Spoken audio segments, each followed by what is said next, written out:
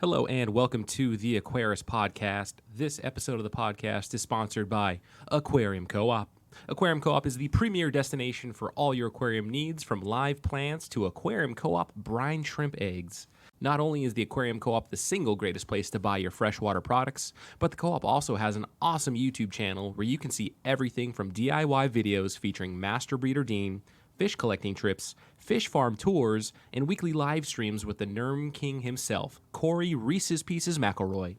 So head over to aquariumcoop.com and get all the goodies. Now, on to the interview. Today's date is Tuesday, February 9th, 2021. My guest today is Mark Chen. Mark is the founder of Nature Design Studio, a nature-inspired green space design company. Clients of Nature Design Studio span the globe, including China, Indonesia, Mexico, and the United States. He has a passion for aquascaping large aquariums, with the smallest being around 300 gallons. Mark's also done international fish collecting in China and Colombia, and a lot of people might better know Mark from his wildly popular Instagram page, TMK Aquarist. So Mark, welcome to the podcast. Hey Randy, thanks for inviting me, and I'm a fan of the podcast, so it's really great to finally be able to appear on the other side of the mic. Yeah, so for sure, man. And it's you got to see a little bit behind the Wizard of Oz kind of curtain of seeing that pre-interview process and kind of Looks us. pretty good to me. I think it's goofy, but I'm glad that you enjoyed it, you appreciated it, and we got a little chance to get to know each other a little bit better. So For sure. I guess anytime I let somebody behind the veil, I feel a little vulnerable, and but it's worked out for us though. So Mark, we talked about so much stuff in the pre-interview section, like so many different directions to take this podcast. Should we just jump straight into like just your origin, knock that out? Not that I don't want to say knock it out like it doesn't deserve time, but between collecting international stuff, aquascaping massive things, like what's green space design, it's like I almost want to jump straight into that. Too but much to talk about to cover well, in we've just got one episode's length.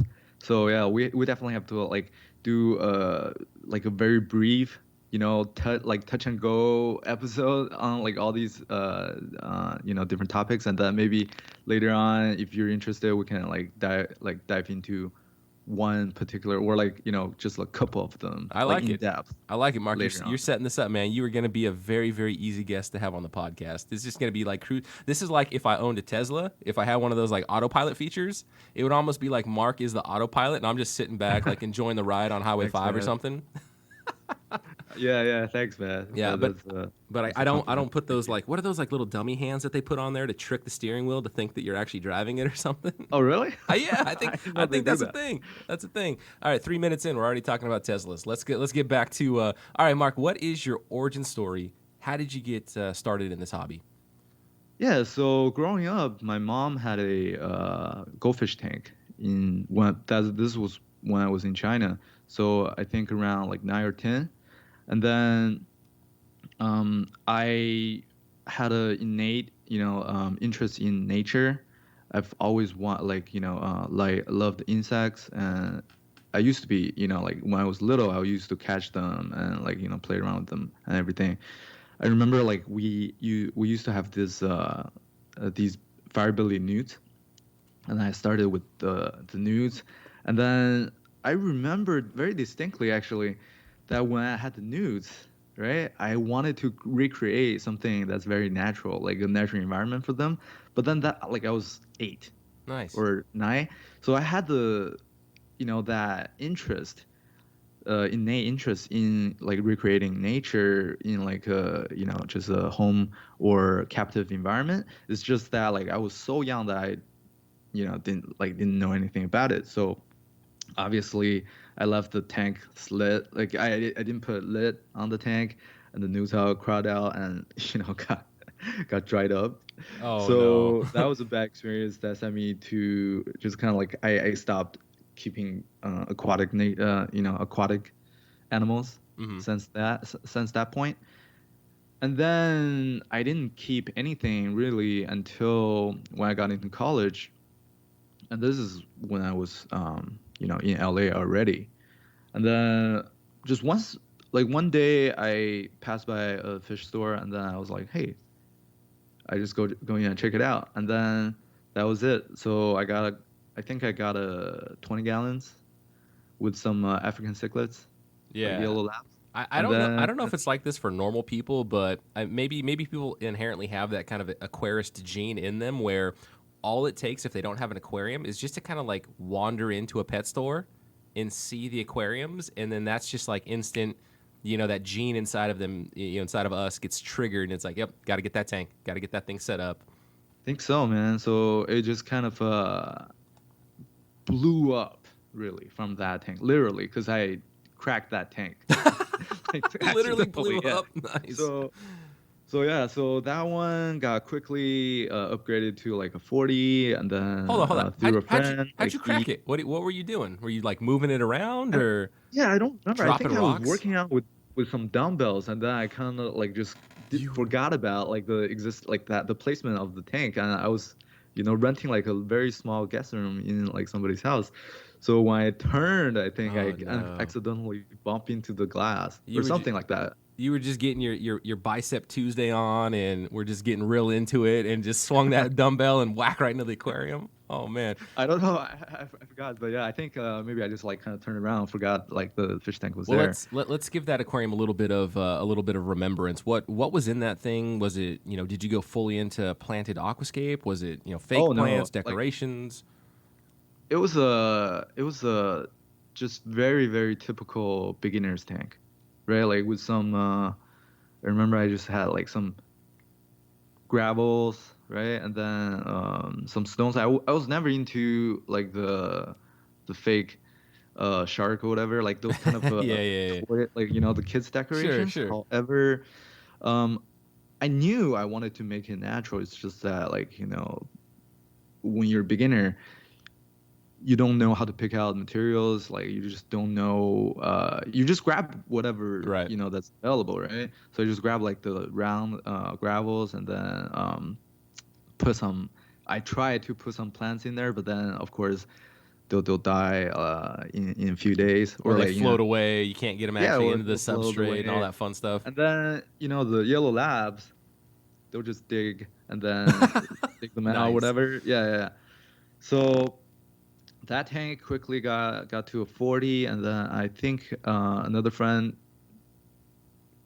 gave me like one of his tanks, and then so I had like one or two tanks in the beginning, and then it quickly got to 100 gallons, I believe. Right, it was like 100 gallons, and then I got into monster fish. And are you still renting a room from one of your friends, or So have I you moved moved? to another Okay. place. Okay. Yeah, I moved to another place Because that in would like be Mountain awesome State. if you set up a monster tank in like a small room that you were renting. That would just be like, oh yeah, you're a hardcore That'll aquarist be if you did that. hardcore, and then I'll be probably kicked out like real quick.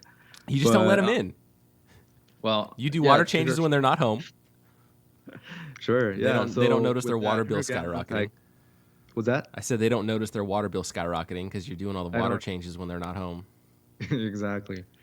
So with the 100 gallons, I really got into monster fish, and then especially the or Central American, rather Central American cichlids. And I remember when I first saw, Fest Day, Meso Hero Fest Day is probably still one of my favorite fish of all time. So I remember when I saw they're commonly called red tear, right? And then it was on the forum, a monster fish keepers forum, and then I saw that fish. I was like immediately just fell in love with it, and that was back in the days where red hair was still a little bit hard to get your hands on, and then I had to just try to find them locally. I remember, and then I went to this one fish store, and then they had one, right? They had one live, and then like I just can't forget that feeling, just because when you see something like that you really just want it for a long time, and then you really see it in person, yeah, that feeling, like it's pretty special. Yeah. So that fish will always be a special fish in my What was your experience with the red terrors? I quickly found out that they don't like their tank mates all that much. And then they had As the name might imply. So you and just then got they the had a pretty nasty power to destroy, their tank mates.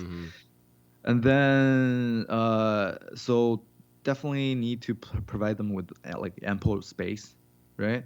And then there are a lot of things that I learned from that fish just because just how special their colors are. And then I think one thing I found out early on is that they change their color pretty wildly, right? So according to their mood, they can Yeah. just bright, like, be really pretty, or they just like be dark as a like just whatever food fish, like the tilapia you find in the market.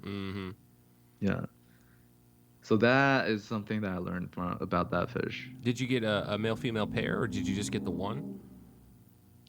No, I had pairs. Okay. So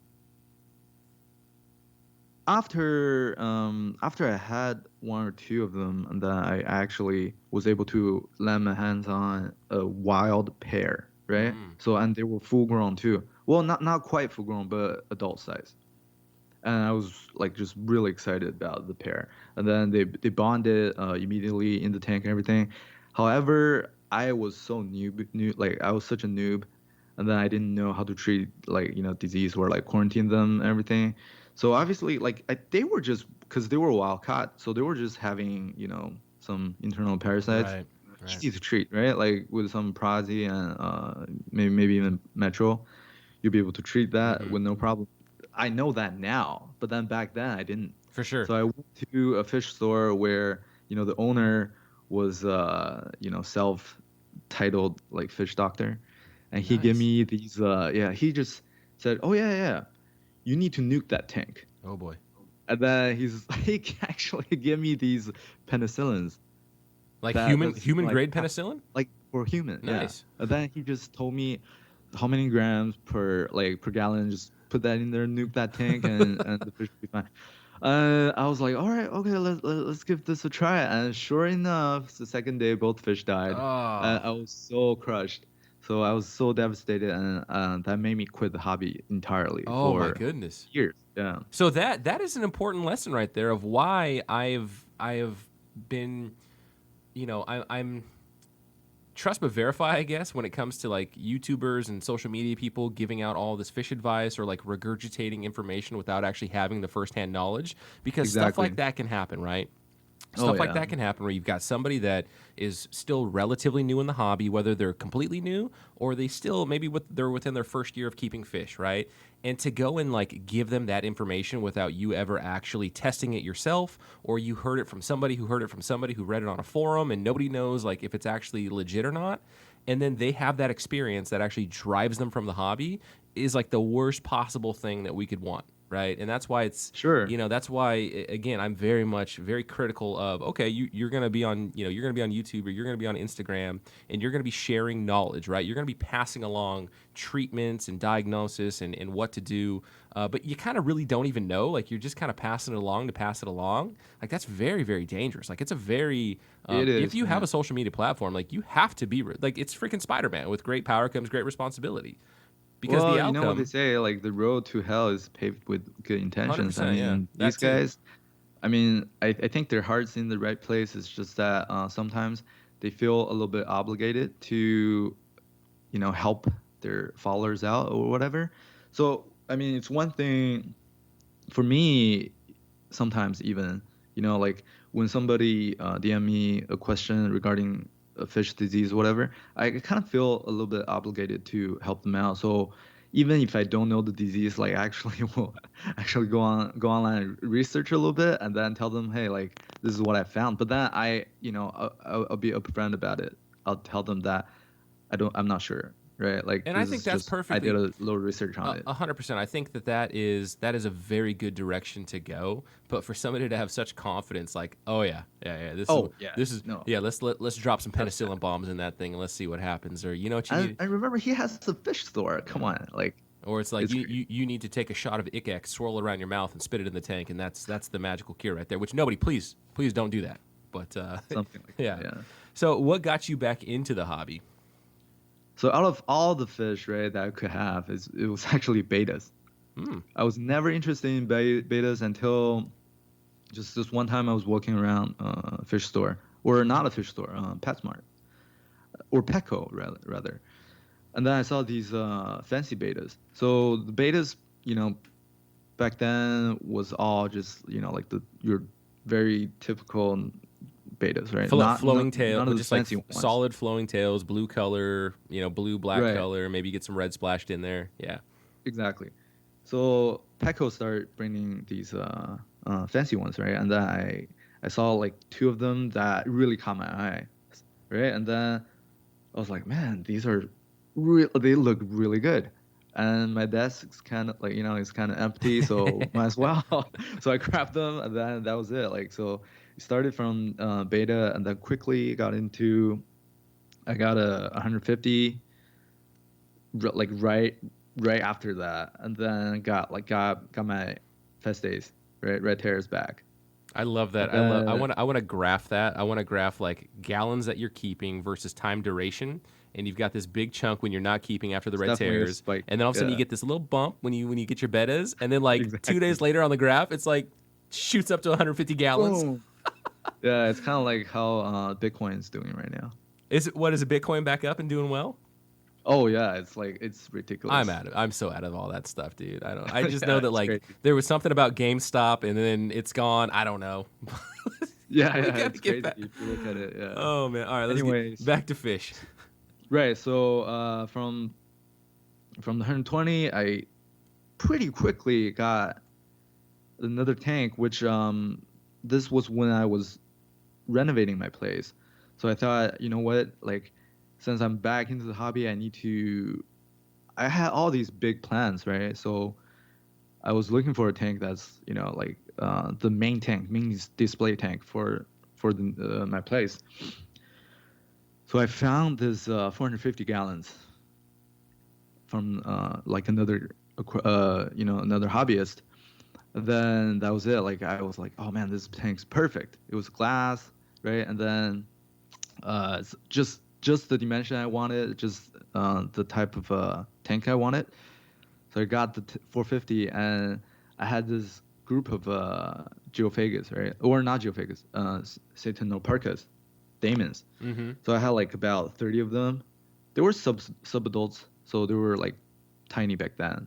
But then, they will eventually grow up to like over 12 inches, right? So I had like a nice group of them, and then initially I wanted to make that 450 a monster fish tank, right, with a group of geos and with hardscape. So it's gonna be really nice, right?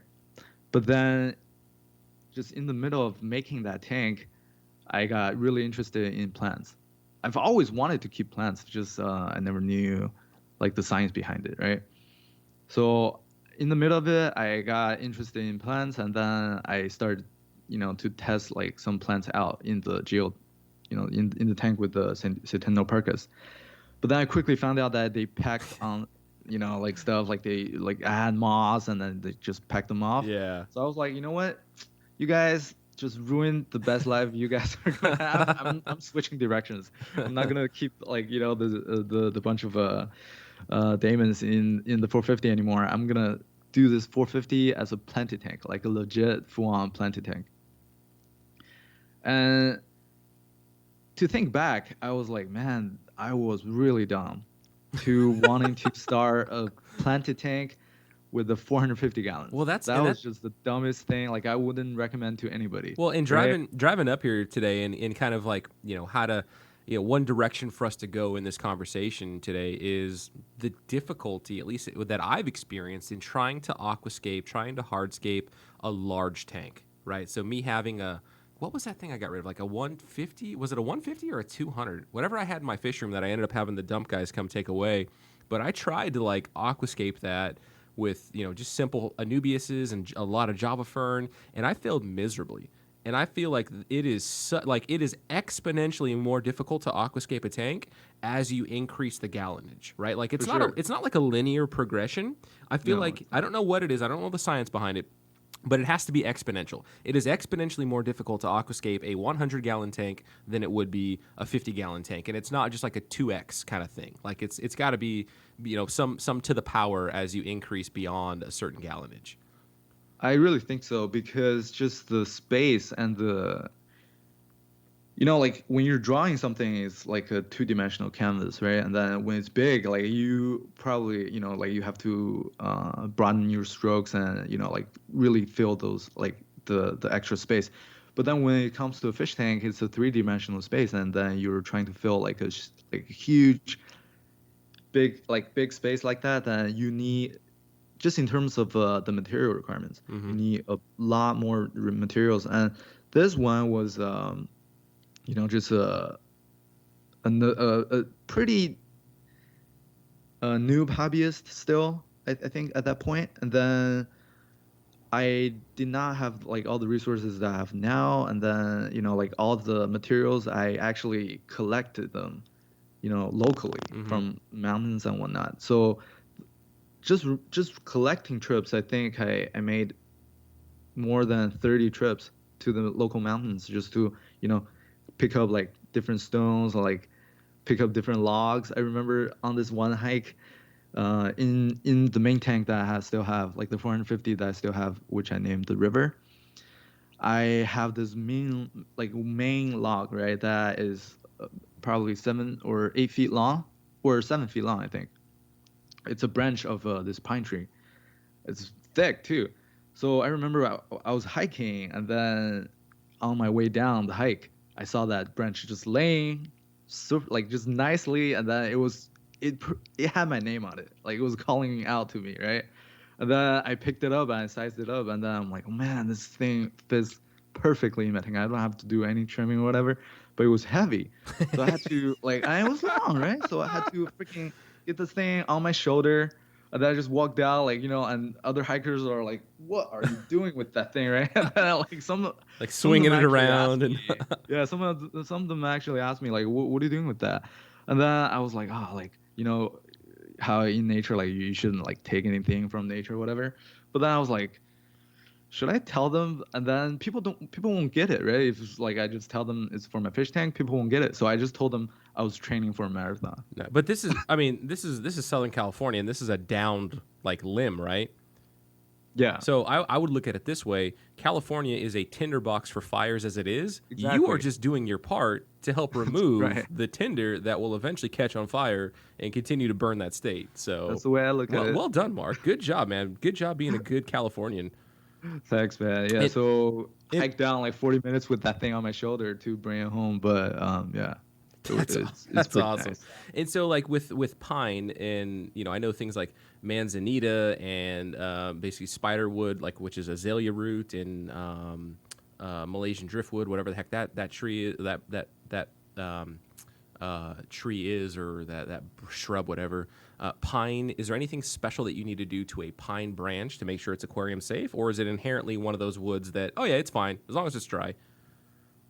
Yeah, I think it's just as long as it's dry, and then you basically try to kill whatever inherent bacteria that would be on the tree. So what I do usually with big pieces like that, since you can't soak it, and it's just to do a 10 part water, 1 part bleach, kind of a spray, and then just like spray it down really well, hose it down later on, and then let it completely dry. Yeah, because the other alternative is like get your biggest pot of boiling water on your stovetop, and then boil like a rock, or boil roots and whatnot if you were going to put them in your aquarium, to kind of do the sanitization. But obviously, in this instance, unless you're going to borrow some massive hotel's kitchen with their massive boiler, like probably not feasible for the normal, suburban dweller. Right. Usually, I find like in most cases, I find that with a lot of these natural materials, it's really just a good power wash, good hose down.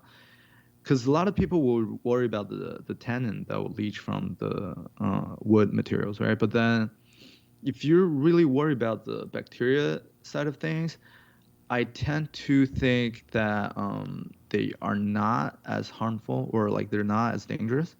So with the really good power wash, most cases your fish are going to be fine. Okay. Oh, that's good to know. From my experience. Yeah, anyway. yeah. That we always got to throw that caveat out there. From Mark's experience, asterisk. Exactly. Yeah, so I mean, I've done a lot of collecting of natural materials, from different type of trees, and most of them are just, they'll do fine as aquascaping Do you materials. ever do the what's the acid that you use to test rocks to see if they're gonna leach anything into your water? Do you do that test? I've done that with this slate material, the Mm-hmm. slate stone that I used for the grotto, because that's never been, well, not never been done before, but I've seen people do it, and then I did a lot of research actually before I tried out that material. And then that material basically, I did it, and then with that test, and it proved to be, I guess, safe. Yeah, yeah, yeah. It Yeah, doesn't react with the acid because there's nothing it in the doesn't, slate. right? Yeah, So I slate's mean, like, usually a definitely pretty don't use safe one. limestone, right? But Mm-hmm. if you're exploring different materials, definitely try to do as much research as you can, and then test as much as you can. Yeah. Yeah. And then, so then, how do we progress then to the point where you start you're a founder of Nature Design Studio. So where does that come into play? Oh yeah. So with that, with the river, basically the building of the river in itself is a whole story.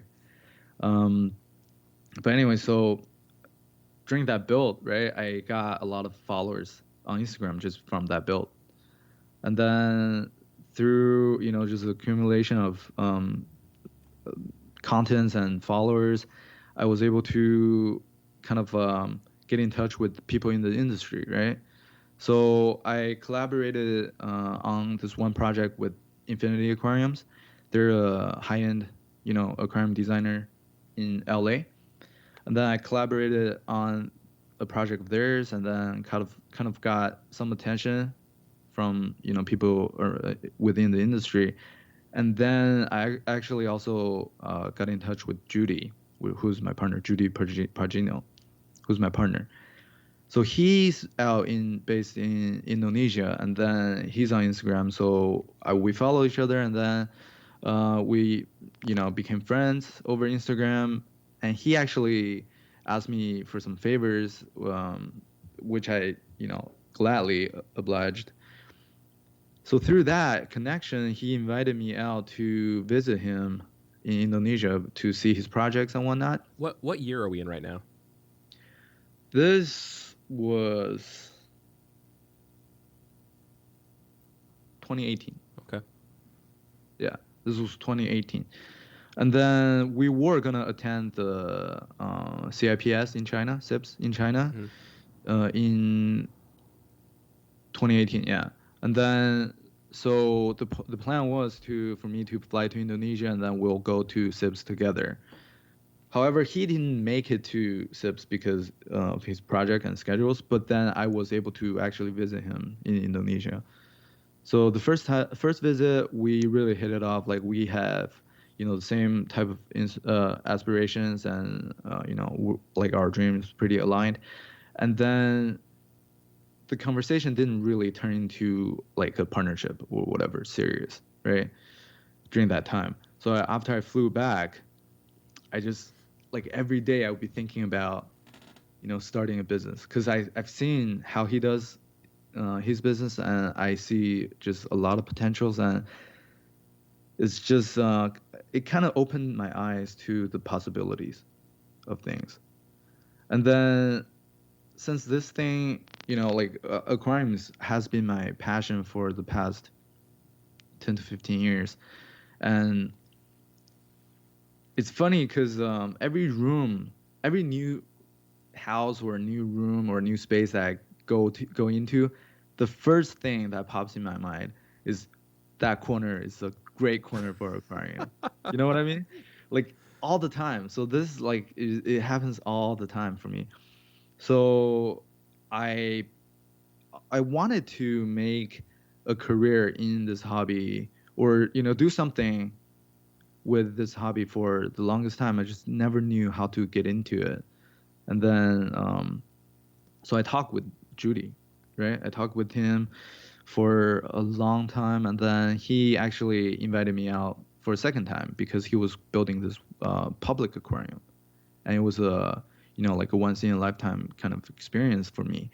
And then I already used up all my vacation time for my job. And then, I have to really talk to my wife about it. And my wife was like, she was super supportive, right? She was like, you know what? Like, you can always get a job, right? But then this That's type awesome. of opportunities don't come along very often. So, uh, you should take it. What's your And what's your then what's your she day actually, job? What's your day job right now at this time? at that time, I was a marketing director Okay. for a company, healthcare company. Nice. Okay. Yeah, so the gig was really good. I mean, Yeah, like yeah. I got to work remotely like three days out of the week, and the pay was good. So it was a pretty hard thing for me to That's decide. scary. It's It scary, was very, going very from scary. I something. mean, I have well, my daughter was 2 back then, and then we have mortgages and everything. So it was a leap of faith for sure. Yeah, but all along that journey, really got really interested in entrepreneurship.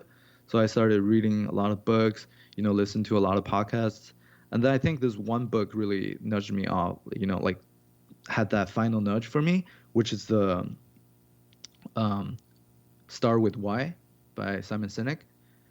So that book really, asks you the question of why are you starting a business, right? Why are you trying to do what you do?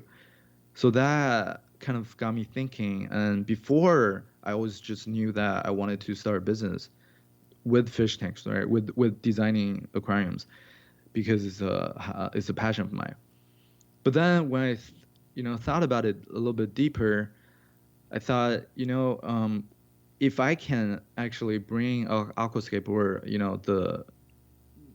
the beauty of the underwater world, right? Like especially in freshwater, in front of a big audience, then I can actually have people appreciate the beauty of nature a little bit more. When people appreciate something, they will naturally want to find out more about it. Mm-hmm. When they find out more about it, then they start caring, and once you care about something, you naturally want to protect it. So it just made the most sense and the most natural sense for me to do this, to raise awareness for freshwater environments. Therefore,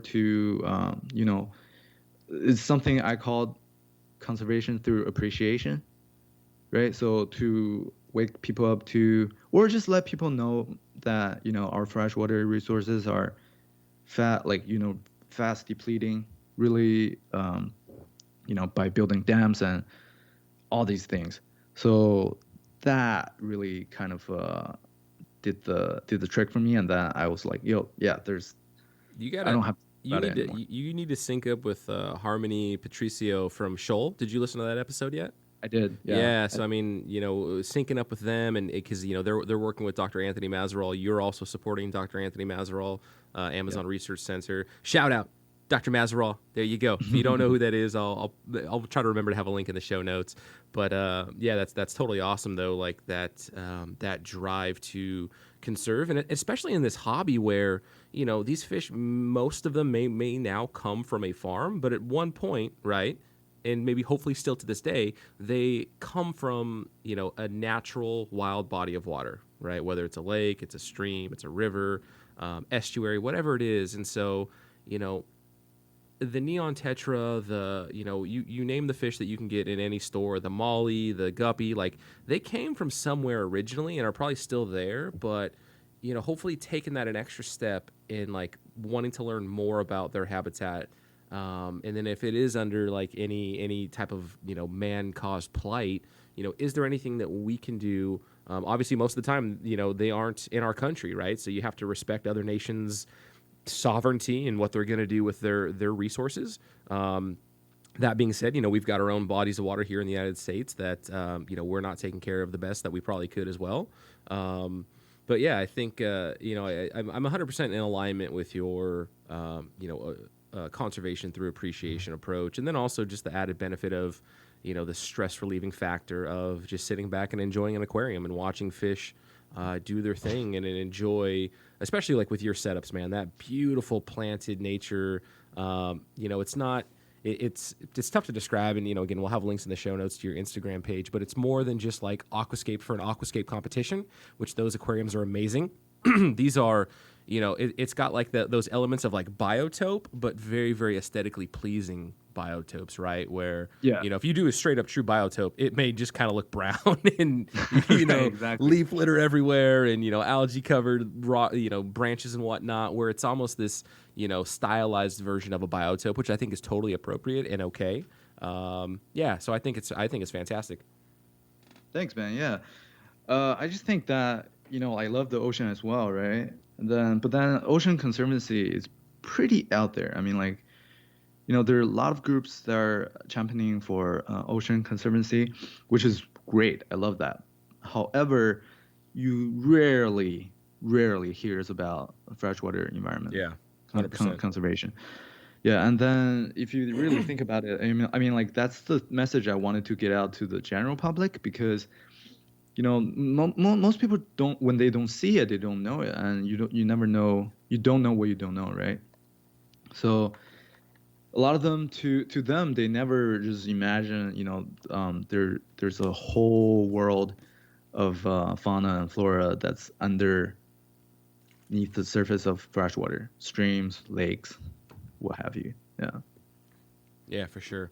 And so then let's talk about green space design. Let's kind of break that down a little bit. So you because as we were kind of setting up your bio, Nature Design Studio is more than just a aquascaping company, right? Like you've actually done some really, really you've done impressive aquascapes, but you've done these other nature inspired, I think there's some injection of water in there, like the water does come, like water features do come into play. So can you help kind of unpack what green space design is?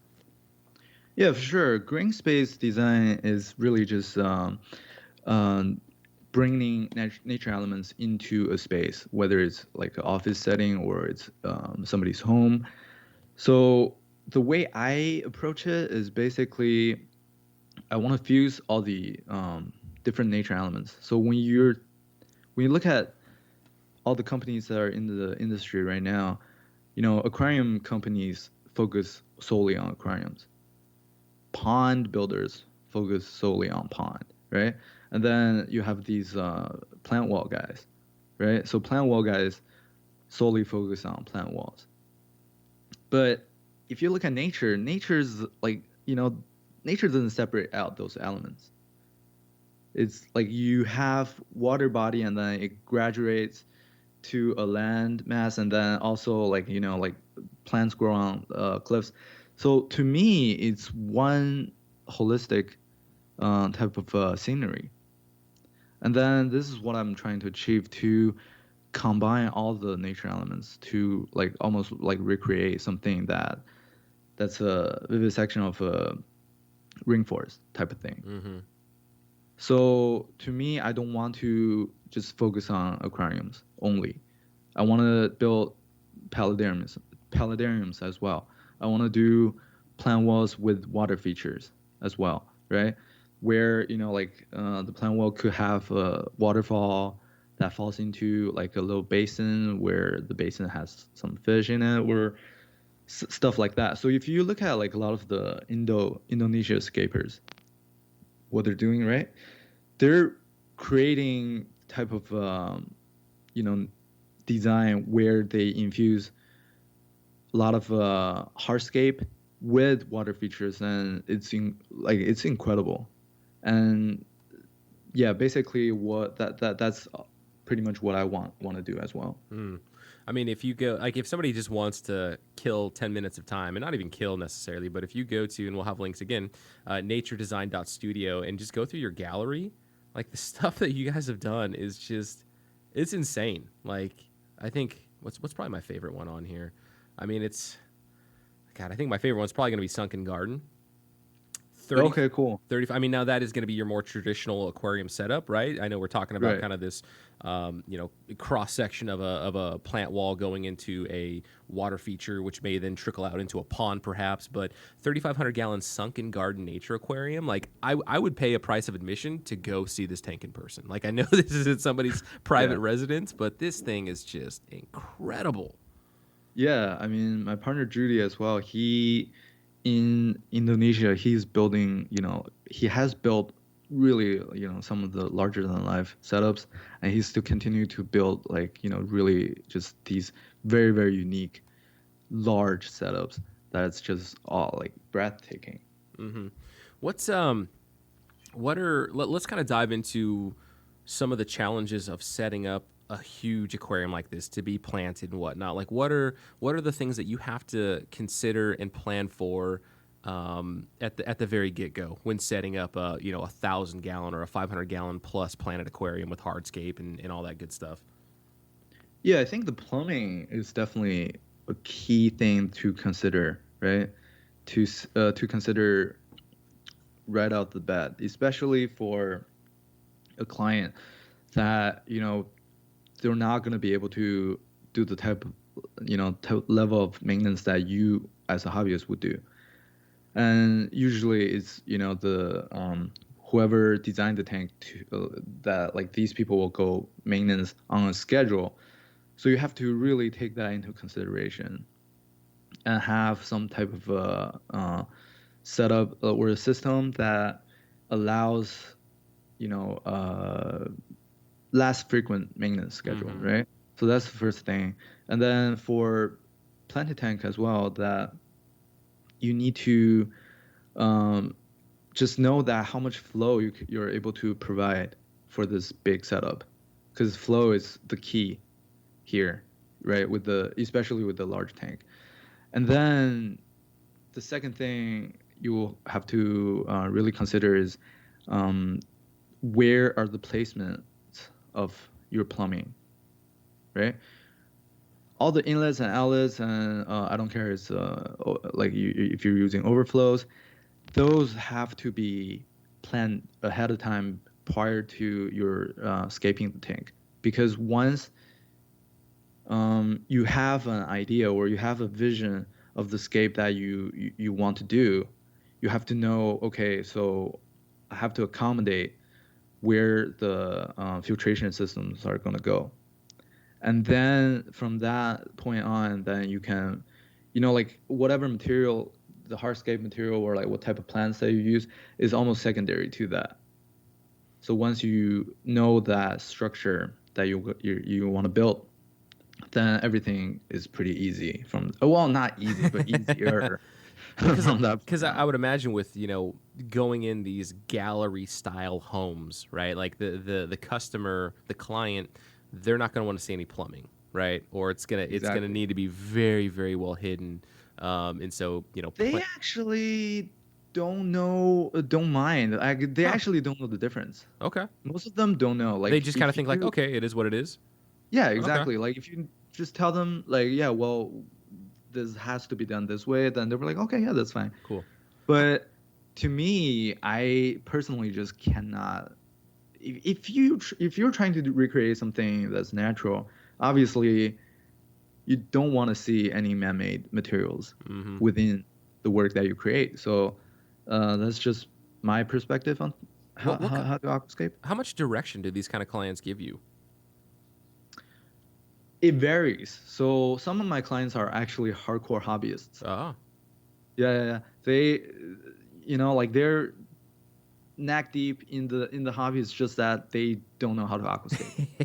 Yeah, yeah, yeah. nice. For example, I have some clients who are into monster fish. That's why, like, they have the 1,000 gallons or like 1,500 gallons setups, and then they want to aquascape their monster fish tank. But then they know all about fish keeping. They keep like this one client has a fish that's like 5 figures, and then so they know all about fish keeping. It's just that they don't know aquascaping. But then, so those type of clients, they will have a lot of directions, right? They know exactly what they want, and then they just talk to you about like how to aquascape and everything. But then there are some clients who are just treating it as a piece of furniture. They just want something alive and like that's beautiful in their home or in their office. So those ones are that like they just don't care. What's easier They're, for you? Somebody that's going to give you that oversight and specific direction, or somebody that's going to give you basically the blank canvas, do what you want? The easiest type of clients is actually my fan of my work. Okay. So I actually have a client who I'm working with right now. He's actually a fan of my work, so that's the easiest ones because he knows he's a hobbyist and he knows what's required, Mm-hmm. and then he also just will give me all the freedom that like for me to create. So he says, "I love So your that's the style. I best. love your style, Mark. You do it. You do it how you want to do it in your style." Exactly. Nice. Yeah, those are the best. Nice. Yeah.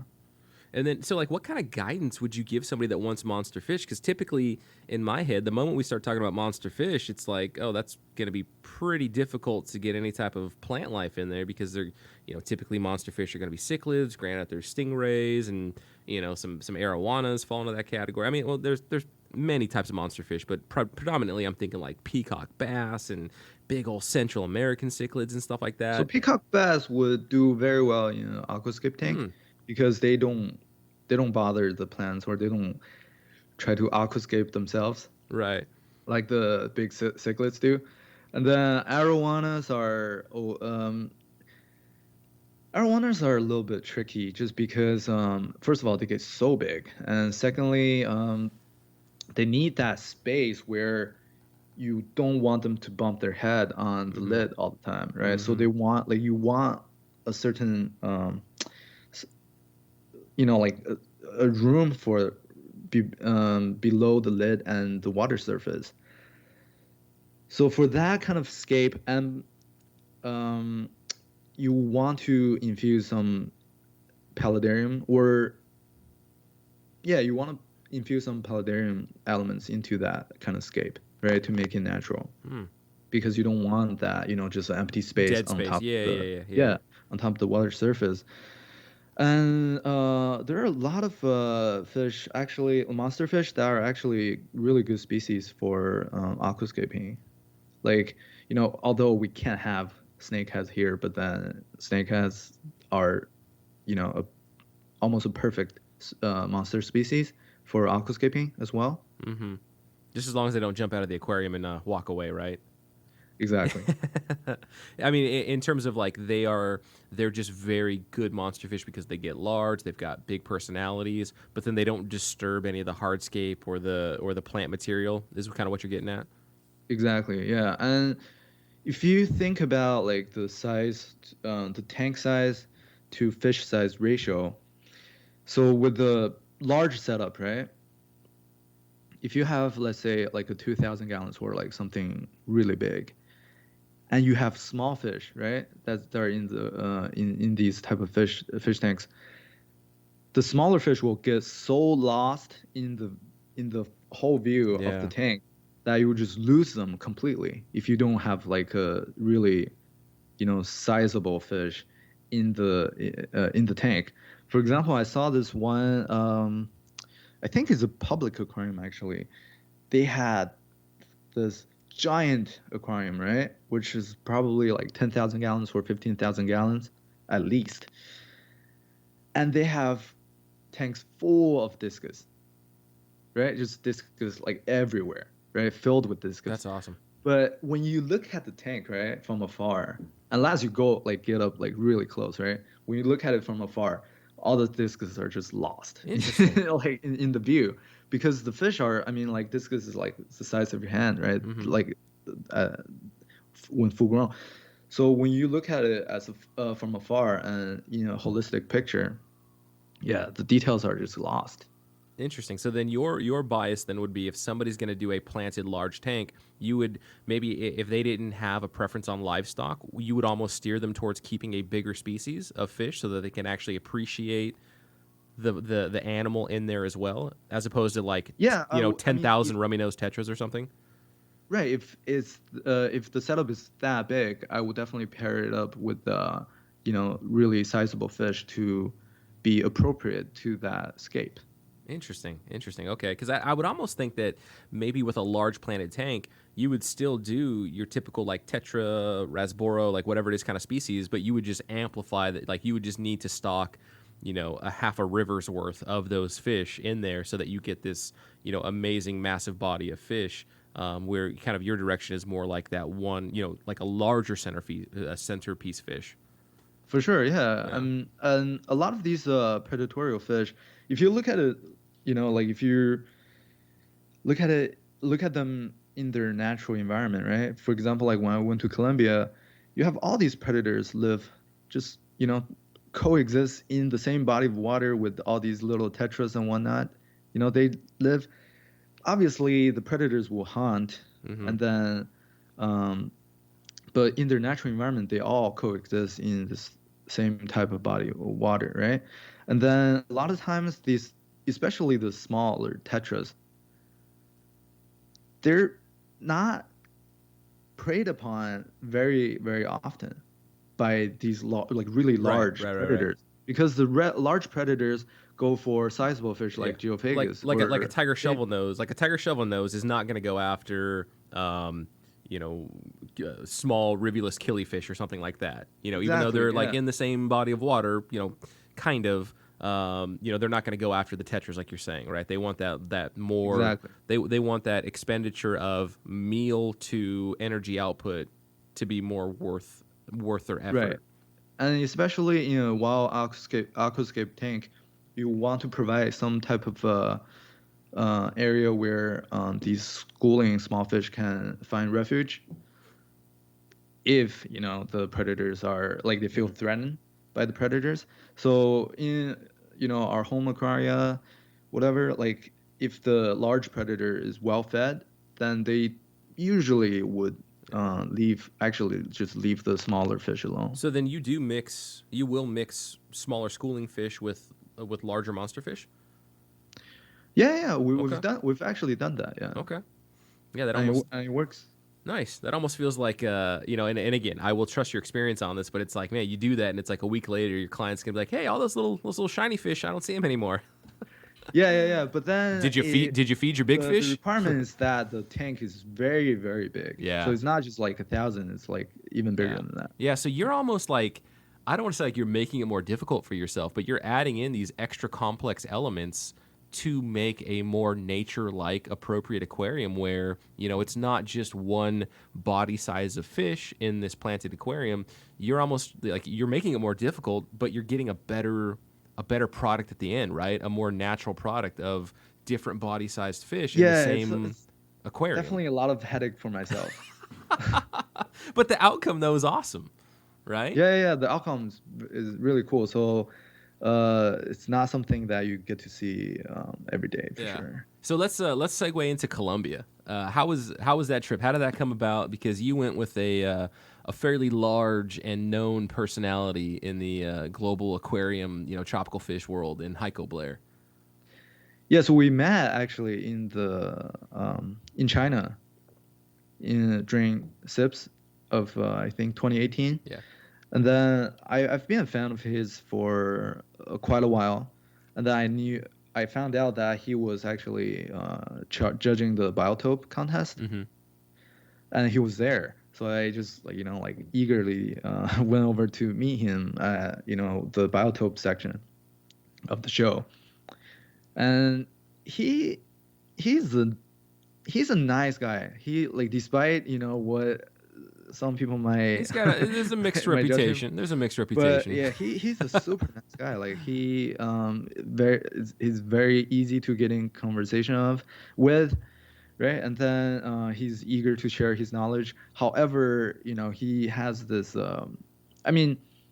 Rightfully he have this type of pride, right? Because he's pretty legendary in the hobby, and how many species of fish has his name attached to, you know what I mean? Yeah, Blair eyes and all that. Yeah. He demands that type of almost reverence from you a little bit. So you just have to kind of go along with it, and then you won't have any problem. But if your ego is at play and his ego is bigger than life, you will have some tension there. Yeah. So we got along really, really well, and he right after the show, he invited me go out to go on the different type of expedition with him, and then it just so happened the Colombia one worked out with my time, And that was my first time going to the Amazon. And before I went, I was like, oh, like I was so worried about all these like different wildlife being dangerous, and like I want to like get all these shots. I didn't know what shots I need to take. And then Heiko just was just very like he's the chillest person ever, and he's just like, you don't need any shots to go to where we go. You don't need any shots. Oh, Like, nice. oh man, there's a mosquito. There's no mosquito where we're going. We're going to like Blackwater regions, and mosquitoes hate the acidity in Blackwater, so there's not even gonna be mosquitoes. So I was like, all right, yeah, like I mean, your word, like I'm gonna trust your word, obviously. So I went, and sure enough, tons of mosquitoes over there. It's South America Like, in the yeah, Amazon. Oh we were man. only the Blackwater tributaries for like just partially.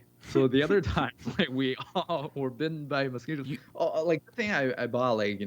repellents that are You, really you know you know potent. what it is? It's guys like Heiko and if you listen to the episode with Devin Graham who runs MT Amazon, these Yeah, guys that basically live in the south, in a tropical world, right? Like Devin is originally from Canada, went to school in Florida, but that guy like practically lives in sure. Peru, right? He practically lives in the Amazon. So the mosquitoes like they don't want to eat him. They're like used to Exactly. his blood, right? Where if you and we go down there, they're like, what is this exotic meal? I'm going to get down on that. And so, sure, Heiko Exactly. may be like, yeah, there's no mosquitoes because they don't go after him. They've already had Heiko Blair probably 30 years He's ago. just so used to it. I Exactly. mean, like, Or that they're just so used to it. And even if there's not yeah, mosquitoes, there's a million other bugs that are going to bite you down there. right, Now, exactly. And like when we were in the Blackwater, he just start using his cup, or like when he's swimming in the river, he just start drinking, like straight what up. a savage. And Oh my then yeah, goodness. and then I was like, that's not safe to drink. I mean, like there's gonna be like parasitics, like problems you're gonna have, everything. And he was just drinking, and he told us like it tastes really good and it's clean. And I was like, do I want to Tell try? me you tried it And and got then, sick. but then the thing is, like towards the end of our expedition, it was 7 days on the river. We ran out of the fresh water that we brought with us, right? Oh, So boy. every time we want to drink water, it will have to be boiled from like in a pan or whatever. So it got to, and it was hot, right? I don't want to drink hot water. So I was like, after this, I'm gonna try the black water. I mean, Heiko, he's been doing that for so many years. Like he's fine. So I tried it, and it was the best tasting water ever. Like I've never Interesting. tasted water that good. Interesting. Have you been It's have you been up here? much better. It was much better than any, like, I don't care. It's like the what was that really Like the expensive? pure water Yeah, like purifier whatever. thing? Like it tasted so much better than anything I've tasted. And then You got sick. I was fine. Like when I Really? came back, I went to check up. I was completely fine. Interesting. No parasites, nothing. Man, that's pretty brazen, man. That's pretty brazen. Taking some swigs of river water in the Amazon in Colombia.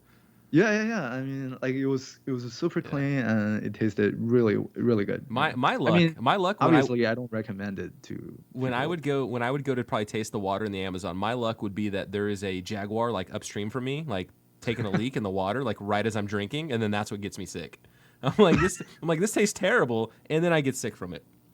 Would probably be my luck. Well, I mean, it's probably diluted enough that yeah, it's fine. But I mean, the water was amazing. Nice. So here's the thing about traveling with Heiko. I actually really want to do MT Amazon. Like after I never heard about it until I heard the podcast. So I'm gonna definitely Let's do go. one. Let's go, man. It was a Yeah, blast. yeah, for sure. But then the thing about traveling with Heiko is that you have to do whatever he tells you to do.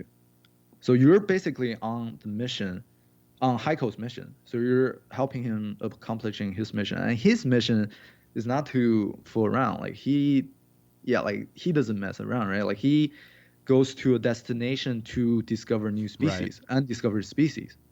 So he, like, for example, when we passed by this part of the river and it was black water, it was beautiful. The lighting was good. We just wanted to do some, snorkeling, right? And then just wanted to take some footage in the beautiful water. And then he's like, no, we don't have time. So we basically went to Rio Inirida and then starting from the port, go upstream in this raw iron boat, which I sent you some links and you can check out. But this raw iron boat that sits probably like 8, like 2 in each row, and then we had like one single propeller engine in the back, and we traveled upstream for 250 miles to get to this remote, really remote Blackwater waterfall. That's a That's 30 long miles time. tall. That's a long distance to go. Oh, it was, and then we had to 250 cross miles. 5 rapids each way, and then when we crossed those rapids, they're essentially mini waterfalls. So we have to empty out the boat, right? Put like all the luggages and the engine onto like the dry land, and then we'll have to drag the boat up like ancient Egyptian style. I You know what I mean? Like I saw your on video of off. that. Yeah. Yeah, That was just roll crazy. over them, and then that was hard. So the entire trip was just like almost like a scientific mission, kind of. So And this guy who is like 70, well, he was 75 back then, 75-year-old guy, like he's like leading everybody in terms of like dragging the boat and everything, and then he has in his hand like this really just like a beat up notebook, and then in that notebook is just copious amount of writing, and he's just like logging everything, recording everything everywhere he goes, right? Like about the water parameters, about like where the location, about like the names of like each little tiny tributaries. It's amazing. Like I mean, I was in awe. But the trip was pretty harsh because we were on the water, on the boat actually, for over 10 hours a day, just trying to get to where we were going. It was a 7 days trip. And yeah, like we didn't really get to play all that much. And when you're traveling on the big river, which is the Rio Inirida, it's white water, and alongside the bank, it's all the same. You're basically seeing like the same thing for 10 hours a day. It's like we were just napping. Like at first we got really excited, but then later on we were just napping. Like it was really tiring. Well, did you go during the dry season or the wet season? I went in the dry season, but it was starting to get into the rainy season. Okay, yeah, I mean, from the way you describe that, right, talking with you firsthand, and then also the videos and the pictures that you have posted of this expedition, like you absolutely got the trial by fire for international wild fish collecting. Like, I don't think there is a more difficult wild fish collecting type of trip than what you did, right? So, because you skipped over the part where you guys flew in a DC-3, like a World War II era propeller, like dual propeller kind of cargo plane. So you flew in one of those things, right? And then you got on the boat to do the 250-mile trip, right? Right. I mean, so the funny part about the DC-3 was we were like questioning if it's safe or not, and then Heiko obviously was like, "That's the safest plane ever built." So we're like, all right, that's cool. Got on, and then like obviously like after the trip was done, I came back home, and then I was telling everybody like oh yeah, it's the safest plane ever built. It was like it's World War II era, and like it lasted till now. And then 2 weeks, not even 2 weeks after I came back from the expedition, somebody sent me a news link, right? A link to news that one of these DC-3s fell, and then all like 20 some passengers died, like in Peru or like Colombia. I forgot. And then so me and my friends, like who my teammates from the trip, we did a research at, man, like there were substantial amount of planes of DC-3s that fell. Yeah. So it's not the safest. Well, I think what you find now, and I've worked in aerospace, I know a little bit of aviation, but I think what's happening is, these planes have been in service forever, and they're in countries that might not have the aerospace infrastructure where you have all of our, rated mechanics that are, that are Right. trained to properly maintain and operate these pieces of equipment. And at some point, like you're gonna lose a fan belt, or you're gonna lose something. You're gonna lose a very important cable that connects your rear rudder to something. Yep. And it's not like a car where it's just gonna sputter and you pull over to the side of the road, right? All of a sudden Yeah, now you're doing glide paths down into the jungle, and that's super sketchy too, because it's not like you've got a big old Interstate 5 to super land on. sketchy. Even There's even the trees plane that everywhere. I was on, even the plane that I was on, I actually saw one of so one of the bolt on the wing Oh was yes. just like jumping up and down, up and down, up and down. Oh Like it just never man. flew out entirely, but then it was just like jumping up and down, up and down, like the entire trip. I was like, man, that's pretty dangerous, right? Like Heiko was just like he didn't mind anything. He was just like writing down notes, like on his notebook. I was like, wow, that's That a is so awesome, nerve man. of That is steel. so awesome. Well, I will say so. There's two parts of that. One is I absolutely want to do like a bushwhacking. Let's go look for new species. It's going to be brutal kind of expedition. Like I Oh yeah, absolutely want to do one of those, right? And you that was your first one that you did. The second part of this is if you do empty Amazon. It is going to be like staying at the Hilton. It's going to be like staying at the Waldorf for sure. Astoria That's what compared I to this want. expedition. That's what I want. That's all I I want, mean, man. dude, the breakfast, lunch, and dinner, the Esperanza, the boat that you're on. I mean, even Iquitos, like there really wasn't anything where it's like, oh man, I'm suffering. Like sure, the two Yeah. bathrooms on the boat, they're not as awesome as you would like them to be, but I'll take that statement back. They were fine. They were fine. You're in the Amazon. You're not really going very far from Iquitos. You're stopping fairly frequently to look for different types of fish, and you're getting in the Yeah. water. You're playing around. We're having mud fights on the bank on the Amazon, and Nice. you're just having an awesome time. And then guess what? In the evening, you want to go fish for some piranha? Let's do it. Let's fish for some piranha. We'll cook them up for dinner. Like, See, that's the thing as well. So I have other friends who went on to different collecting trips in Brazil or whatever, and they just told recounted that the amount of wildlife over there was just so abundant, right? Like you just like see a flock of macaws, like yes, macaws yes. like flying overhead and everything, and then like monkey howling everywhere. Not the case where we went. So we like yeah, the place like we went. I hardly saw any like mammals. I didn't see any mammals actually. Now none. And then birds. The only birds I saw was some storks and some kingfishers. That's it. You And know, then like no macaw. Like you don't even hear it. And then I heard some like noise from animals. And in the night when we camped on the beach, and then shortly after those wildlife like the noise that the wildlife make, you'll hear gunshots, and then I'll oh be like, wow. what is going on? And then they're like, oh yeah, the indigenous people are forming a hunting party for capybaras. Mm. And yeah, and we just didn't see any wildlife. To It was be so sad. fair, aside from the fish that we're collecting, I think birds, right? So definitely seeing parrots flying up above, and this is before like I was really into birding, and so I had Right. brought like some small binoculars, but maybe next time I'd bring my big old telephoto lens and my better binoculars, and actually focus a little bit more on the birding. But we didn't see, there's no large or medium mammals or anything like that. I don't even think we saw a caiman on this trip. Even though we did go out at night once and actually look for just try to see if we'd see any caiman or do some nighttime collecting. But yeah, I guess from that experience, other than like the dogs that were in the villages, there really were no. You're not going to see like the capybaras lapping at the side of the river or anything. Or Right, I right, guess for I sure. guess Dean got lucky on one of his trips a few years back. They actually saw that jaguar at nighttime on kind Dude, of the sandbar. that's Yeah. so incredible because the only time you usually see a jaguar is before you get eaten by a jaguar. Yeah, but I would say though is the empty Amazon expedition, like also put it in perspective, they did 2 trips back to back, right? So the first group went for a week, then the second group went for a week, and I was in the second group. And so there was this like 1 day overlap where the first group they had come back to Iquitos. I met up with them, and so I'm kind of traveling around the bus with them as they go to the exporters to process their fish.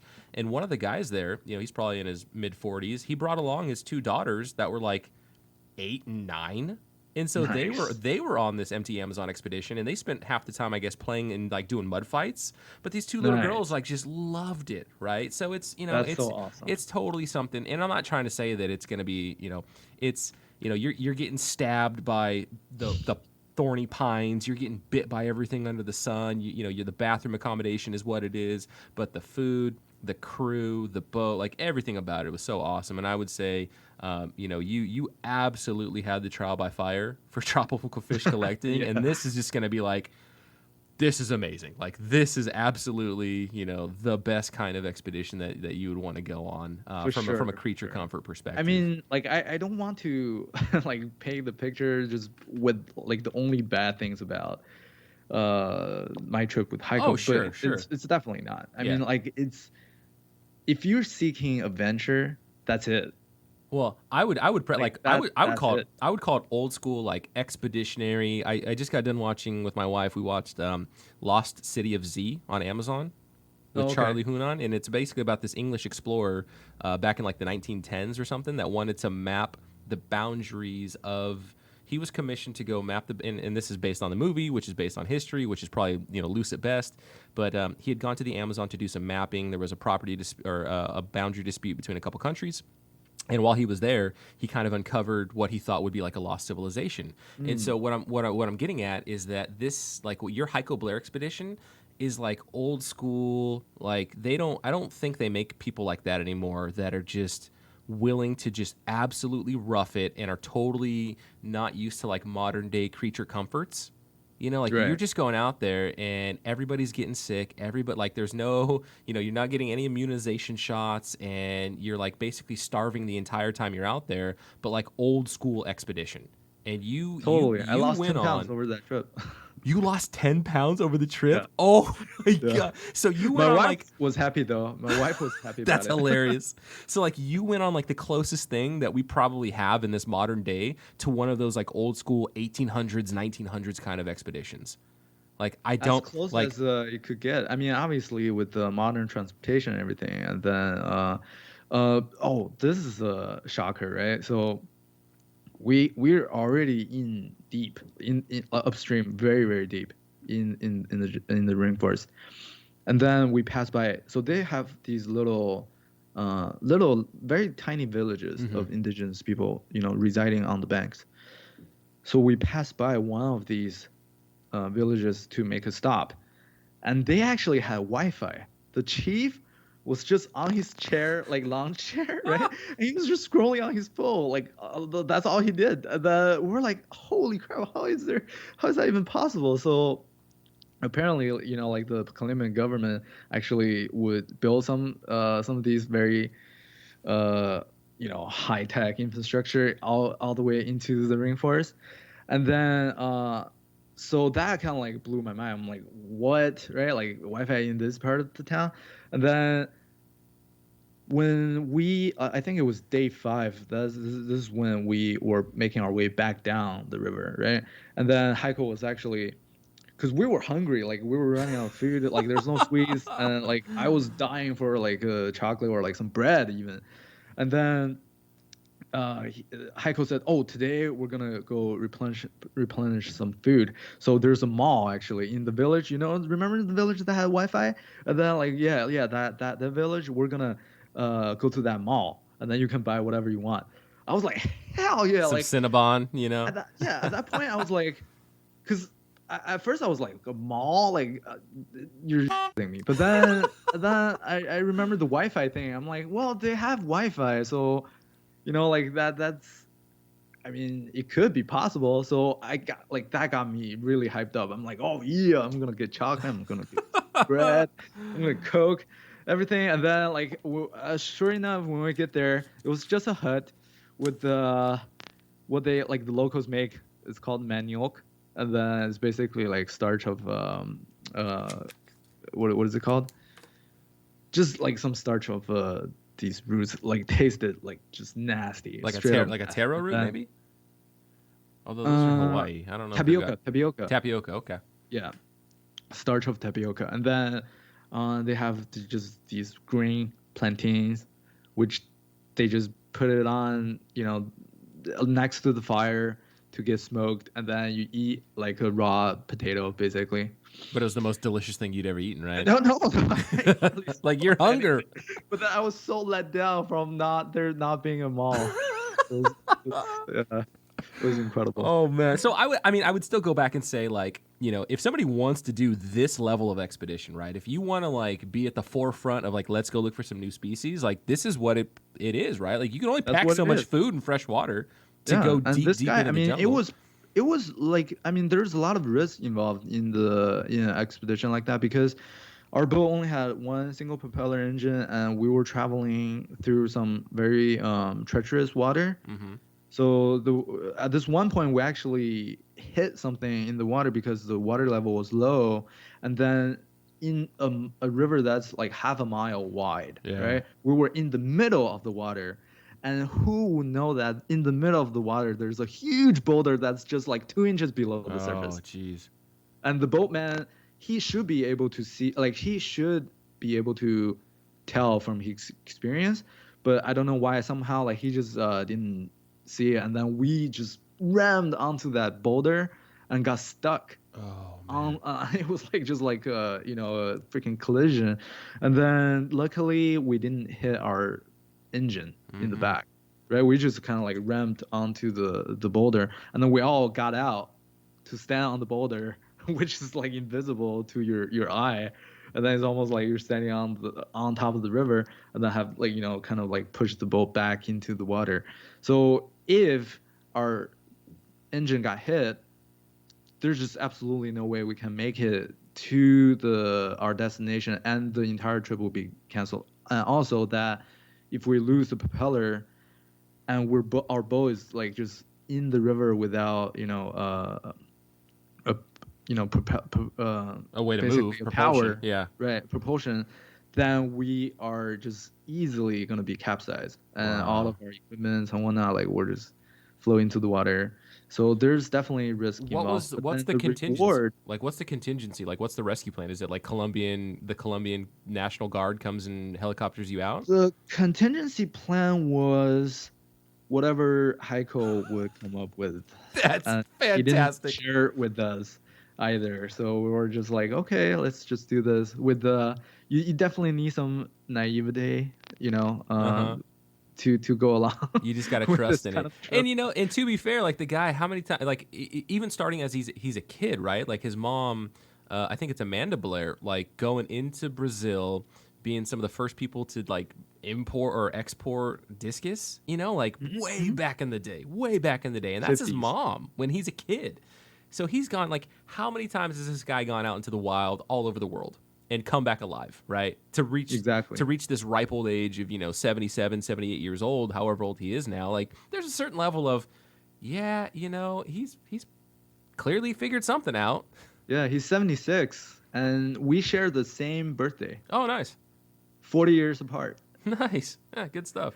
See, it was meant to So, be. It was meant to I be. mean, whatever he's doing is just incredible, and he contributed so much to the hobby. And then, like, a lot of hobbyists nowadays, through the power of internet, they will just research, and I mean, yeah, they'll do legit research, and then they will, like, whatever they say, whatever information they get is probably true and probably real. However, they just kind of like argue with Heiko about certain facts about the fish, and then kind of like not giving him the respect that he deserves, because he's actually like out there, like in the water, Yeah. just freaking like doing his thing. Like it's hard, like really hard work. I mean, we went to, after we got back to Porto Inirida, right, which is a little port town that we started off from. Right after he got to the hotel, like we were all beat, right? We were all just like hit the bed, and we went to sleep. This guy didn't sleep at all. He was packing his fish. He collected all this fish. He was packing them. Like he has to do the water Yeah. change for them. He was photographing them. He was writing notes. He was moving stuff, like trying to pack everything. Didn't sleep at all. So the second day, we went back to another village, like another town, Villa Vicencio, which is a bigger city, and we basically left him, in that city because he had some other people, another expedition, right, coming, so he had to go to the airport to pick them up, and then start the expedition right away. So he didn't even sleep for like days. Yeah, that's just cut from a different type of cloth, man. Like that No, is just for sure, that is just obviously, crazy. Yeah, 100%, yeah. 100%. I mean, I was tired. Like every time we'd go out collecting, like coming back to the boat and just being able to chill out for an hour or two, eat some lunch, and then maybe go back out Yeah, again. I was tired from those. Like how wimpy am I that like the most I know, posh, right? like the I most mean, posh tropical fish collecting, and I'm like, yeah, I'm kind of tired. We were out there farting around for about an hour. Then we got back in the boat, and it was only like a 10-minute ride back to the main boat. And now we're lounging in these awesome like rebar recliner chairs that yeah, Corey yeah, fell in love with these things, and they're actually pretty legit. And they're only like that's I've cool. only ever seen them in Peru. They're like all made out Yeah, of rebar, but they're rocking chairs. nice, So I think we might actually import some of those one of these days. But nice. it's I could not imagine. I commend you, dude. I commend you for going on this thing. I assume you Yeah, I did. mean, like I was so tired that like we caught this really nice Satan no perca. I don't know which type it is, but it was like it's a full grown, and then it's just so pretty, and I wanted to bring it home. But then first of all, like I was super tired, so I was like, I don't even want to deal with anything about like, export. And then when I told Heiko that I wanted to bring that fish home, and then he was like, "What's the point?" I'm like, "What do you mean? What's the point? Like I caught this fish," and then he's like, "Well, yeah, but there's no female, so you don't have a pair. Like why do you want to bring just one male home that you can't even breed?" I'm like, "Oh, well, I don't know. Like, I just want, the fish from like that I caught from the trip. So Yeah. I'm really jealous that you guys are able to, catch the wild discus in Peru Yeah, yeah. I and think I back. think if I were to do it over again, I'd probably only would have brought those discus back. You get a little bit of like this collecting fever. It's like, Right, right, it's like, right. I want to bring them all back with me. And originally, I said that I wasn't going to bring back fish. Right? If I Yeah, was, it was only going to be discus. Day one, we get discus from that discus, kind of quote unquote farm. And then after that, it's like, okay, I'm good. But then it's like, oh man, look at these awesome angels that we caught from yeah, this yeah, little yeah. lake, and they were jumping in the water, and it's like Corey and me out there with nets, like diving after them, and pulling these logs up, and all of a sudden, all these giant autos are falling off with plecos, and you're catching them. Like, there's so much. You get so excited and wrapped up in the moment that it's like, I got to bring these all home. Where For sure. hopefully in future collecting trips, like I want to temper that and not actually bring the fish back, Mm, unless it is something just incredibly amazing, because then you end up bringing them back, and maybe you've got male female pairs, maybe you don't, and then it just kind of, not that it takes up space, but I feel like everything I've brought back has gone to a good home, and I was able to breed the epistogrammas that I brought back, which was pretty nice. cool. But yeah, I mean, then having to be responsible for doing all the water changes on the Right. boat, which, again, like if you want that Four Seasons kind of luxury and you just want to go hang out on the rebar chairs, or, do you want to spend Yeah. the next hour doing water changes?